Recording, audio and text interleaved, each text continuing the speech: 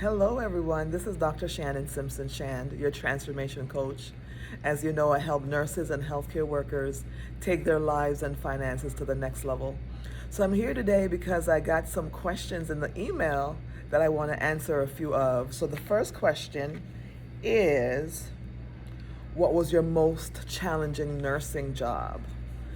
So about 10 years ago, um, my bonus sister passed away at the age of 37. And then a few months later, a very good friend of mine passed away at age 29. But over the years, I've had a problem dealing with death just because of the way I was raised. I was born in Jamaica, and there were a lot of stories about the dead people. And I held that in my mind and didn't want to do anything with death.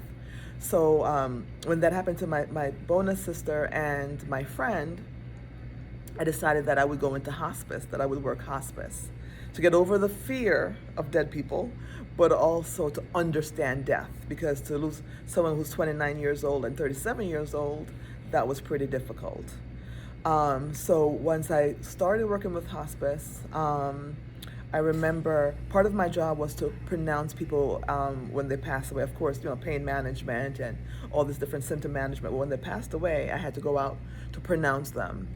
And I remember this 23-year-old who I had to pronounce. He was the only child for his parents. And for me to tell them that your only child is dead, that was very difficult. I remember it like it was yesterday. But also what I learned, though, from working hospice is that you have to value your life, value the time that you have, value the relationships that you have, and let people know that you care about them, let people know that you love them, and also forgive. Forgive. Forgiveness is a big deal. Because life is short, and you don't want to have any regrets. Do the things that you want to do. I remember I had a patient, she was 64 and a half. No. When she got on hospice, she was 64 and a half. She died at 65. And she always said, I want to live to get my first retirement check or pension or whatever it was that she mentioned. And she got the check in the mail, and she died before she was able to cash the check. Because her goal was to receive her first retirement check. I think it was called the pension check. And I'm like, oh my God, look at words. Look how powerful words are. That's what she kept saying. I want to live to see my first check. I want to live to see my first check. And she lived to see her first check. Can you imagine if her affirmations were different? What if she said, I wanted to live to be 100? Maybe she would have lived to be 100. But her whole goal was living to see her first check. And she saw it and could not use it because she did not live to cash the check.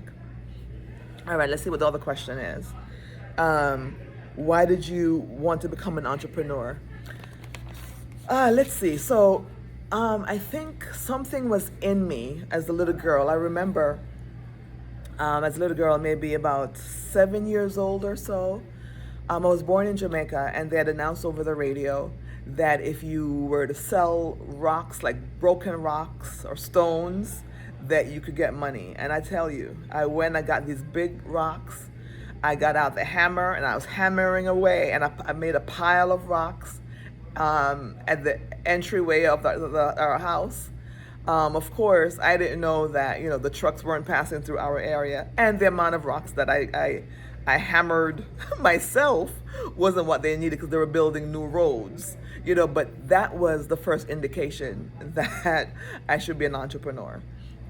And then when I went away to nursing school, the reason why I went to nursing school is I did not have a mentor in my life, and I recommend that everyone should have a mentor, young or old.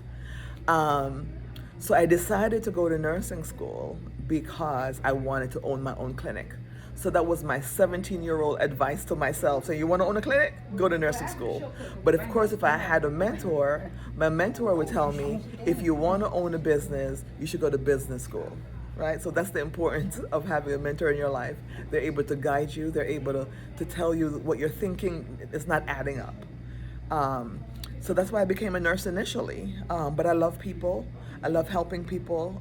So nursing has been good. But that's why I went to nursing school, because I wanted to own my own clinic. So I told myself, if you are a nurse, then you'll know what to do with your patients. But ownership is business school for ownership.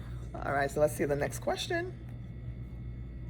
Oh, I hear an accent. Where were you born? But I just told you I was born in Jamaica, not Jamaica Queens, Jamaica West Indies.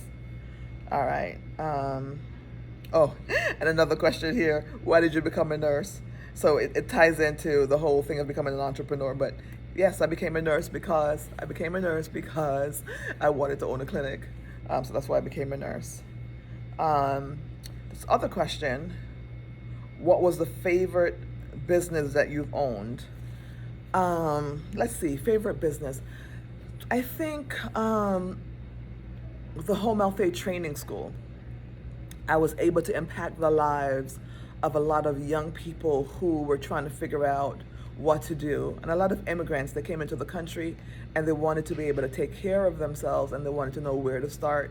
So giving them that head start, having that program for them, number one, to provide income for their families and to use as a stepping stone, because some of them then became nurses and they were able to start their lives and improve their finances. So that was really, I really enjoyed impacting the lives of people who were coming into the healthcare field. And what gives me a lot of excitement is investing. I love the stock market. Oh my God, I love the stock market. Of course, if you're going to invest in the stock market, you definitely want to invest in your education. Because a part of your learning, if you go into the stock market without investing in your education, you're going to lose a lot of money. Or it's very likely that you're going to lose a lot of money. There's some safe things out there right now. We could always talk about that, or safer than most, I should say. We could talk about that later. But yes, I'm answering those questions. Again, this is Dr. Shannon Simpson Shand, your transformation coach. I help nurses and healthcare workers take their lives and their finances to the next level. See you next time. Have a great day.